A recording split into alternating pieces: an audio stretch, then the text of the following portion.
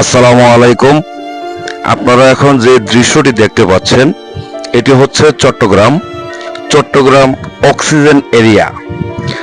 এদিকে একটু নিচু এলাকা, যার কারণে এই এলাকাটি ডুবে গেছে। প্রবল বৃষ্টির কারণে এই এলাকাটি একদম তলিয়ে গেছে। বর্তমানে রেল যাতায়াত করতে খুব কষ্ট হচ্ছে, আপনারা দেখতে পাচ্ছেন। খুব রিস্ক নিয়ে ট্রেনটি চালিয়ে যাচ্ছে। আল্লাহর কাছে দোয়া করবেন যেন কোনো ধরনের কোনো দুর্ঘটনা না ঘটে। আল্লাহু আকবার।